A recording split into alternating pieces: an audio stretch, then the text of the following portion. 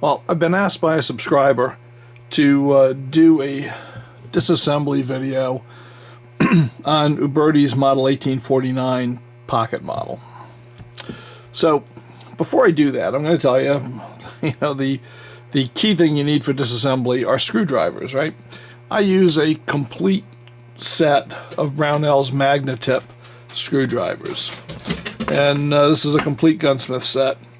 But for most Colt or Remington cap and ball revolvers, there are 3 bits, which I keep right here. And if you can see, I've got them outlined. I keep them right here. I use them all the time. So the biggest one is a 344. That's 340-4. Then a 240-4.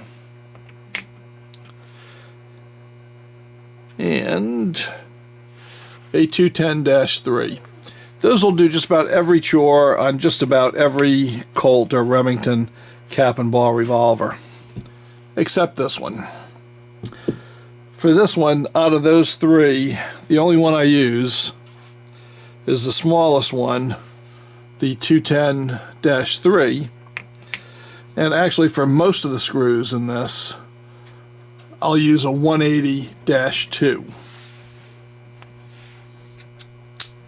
Okay, so I just wanted to give you that before we get going, because I get asked that all the time. Except for the parts being smaller, this gun disassembles basically the way every Colt cap and ball, or just about every one except the Patterson and the Walker, disassemble. So first, just knock the wedge. I put it on half cock. Now this is only a 5-shot, so it's a little bit different. I like to put the loading lever right on the web and use that to help push the barrel off. Then you can take off the cylinder, and of course with a cylinder wrench you can remove all of the nipples, cones, whatever you like to call them, right? So first step for disassembly is remove the grip. Now the back strap is kind of sprung. They always are. So it's under tension. So if you just pull out this bottom screw first, it's going to be under a lot of tension. It's going to bind a bit. What I usually do, oops, see, now I've got the bigger bit in, right? No, I don't. I'm lying. I'm okay. All right, so what I'm going to do first is loosen the tension on these screws. Okay, and then I can get in here, and with the tension loose, I can take this screw all the way out. And that's what I'm going to do. Now I'll tell you what, the first time you do this, these screws are likely to be in extremely tight because for some reason that is exactly Uberti's modus operandi, is to basically put these things in with some guerrilla force. So you may have to really work hard to break them loose. Okay, I just generally keep all the screws in the screw holes they came out of, so I know what's going where later. I'm just going to put that aside. Okay, I'm going to pull this off. I'm going to get a bigger bit, and the first thing I'm going to do is I'm going to loosen the mainspring, and then I'm just going to set that free. Okay, with that done, let's see, we got on that, yeah. With that done, I'm going to pull off the trigger guard. And the reason you should loosen the mainspring, if you can, is because otherwise, as you can imagine, it puts a wicked load of pressure on the screws holding the trigger guard. So, like, say you took out the back screws first, you could actually bend the trigger guard while that's holding it in. So, and it's much harder to put it back together if it's under spring pressure. Much harder. Okay, so once again, I'm going to leave all 3 screws in here, right where they belong. And we are good to go. Okay, so next thing I'm going to do, I'm going to swap to the slightly larger screwdriver again, is we're going to take out the bolt and trigger spring. That's got 1 screw right here. Very easy to remove. I mean, these things are not rocket science at all. I'm going to put that aside. Alright, with that out, we're going to take the trigger out. This is a pin screw.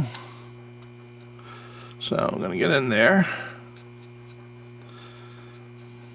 The reason you want to use gunsmith screwdrivers is because you can get them the exact size of the screw head, which is much better, you know, assuming you don't want to mar anything up. Alright, so I'm going to keep that together. With that out, the next thing we're going to do is take out the bolt, and that is another pin screw.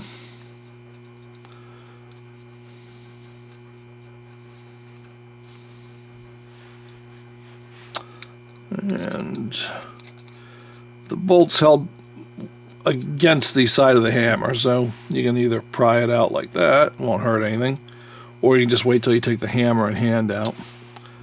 And then the last thing I'm going to do is I'm going to remove the hammer and hand. So I got my larger bit back in.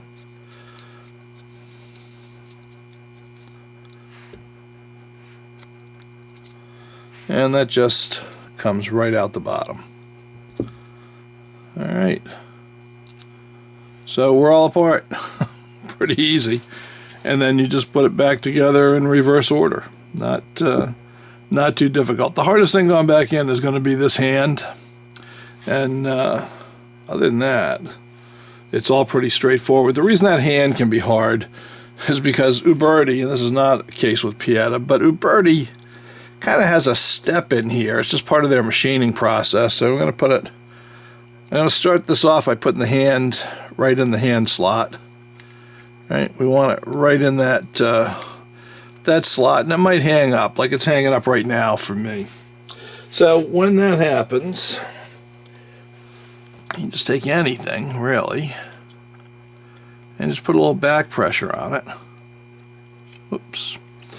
This is easier to do if I'm not trying to watch it on camera. I hope you can see me. I put a little back pressure on that, and that just gets it right past that point, right?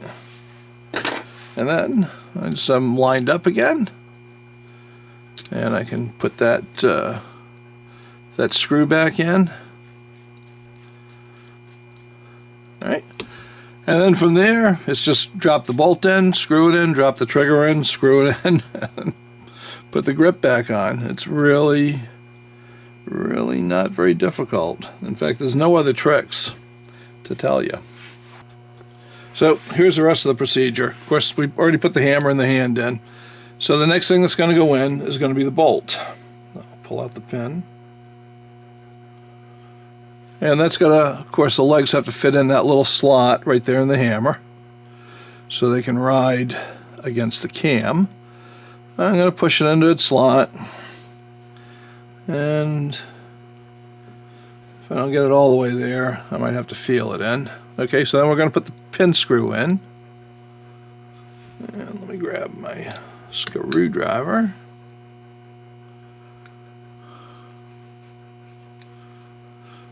Okay, there we go. You might have to feel your way into the hole. Alright, so got that screwed in. Now, I'm going to put in the trigger. I'm going to have to pull a hammer back basically to full cock to get room for the trigger to go in. But get the hole in the trigger lined up with the holes in the frame. Put my screw pin in. This one's always easier to get in because you can see the other side. Nothing's blocking it on the trigger. Got my screwdriver on there. And and tighten her up. So we are good to go with internal parts, pretty much. Now I'm going to put a little bit of oil on. I use Ballistol,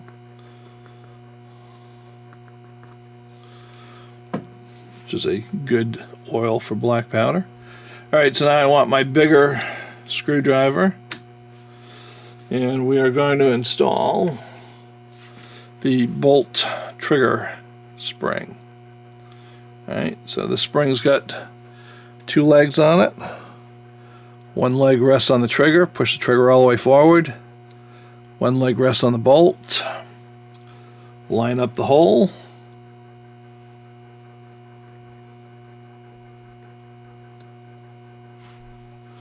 Alright, so I'm using Magnatip drivers, and here's why. Sometimes they're no fun because they pick up stuff you don't want them to, but they also will hold a screw steady, like a little screw like that, so you can get it in the hole.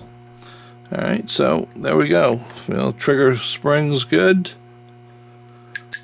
Alright, everything goes just fine. So we're where we want to be on that. I'm just going to clean some junk off of here.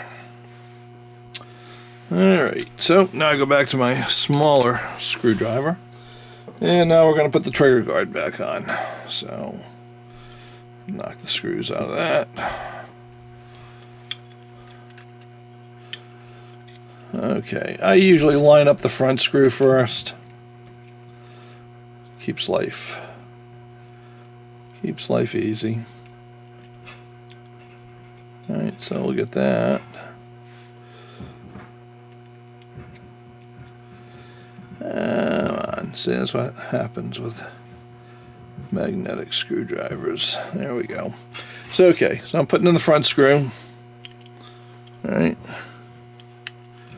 I'm not going to tighten it all the way. I want to be able to see a little bit on the back side. So I'm going to put in one of the back screws, and I'm going to feel it into the hole. And I'm going to get that started. And then put another one in. And I'm going to torque them down.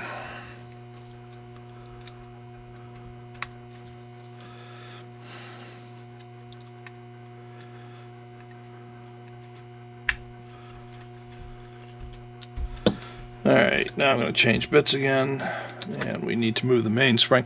Now, you might on some guns find that the mainspring won't go, that's blocked by the frame. Right, that usually means it's too long. Now this mainspring always went, but it was too long. I was rubbing on the back of the hammer. So I've already tightened this thing, or trimmed this down a little bit with a grinder, which you can see in the tune-up video on this gun. But I'm just going to tighten that down now. Okay, that screw right there. Alright, so once again, do a little function check, make sure we're good. Put a drop of oil right there on that roller. And now we're ready to put the grips back on. Okay. So, I start with the bottom grip screw. Now let me feel that baby in.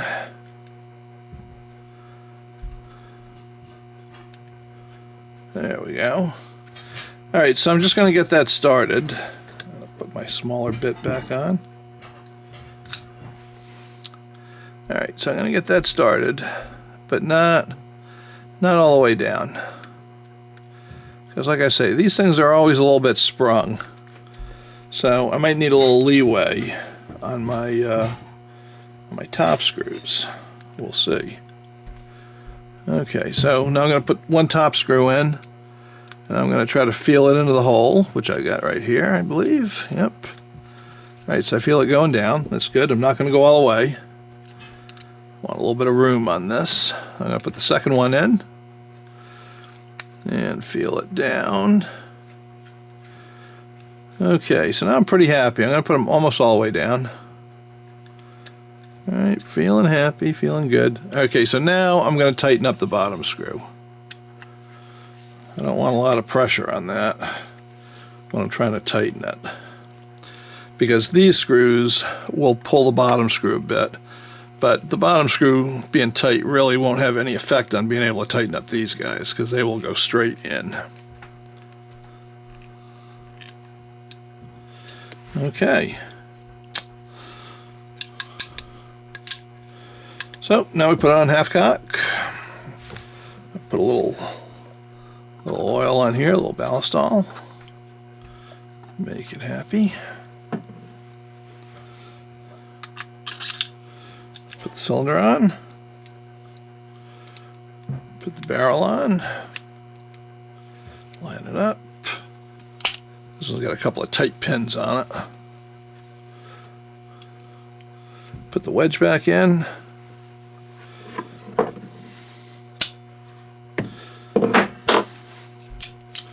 And there we are. We are all together.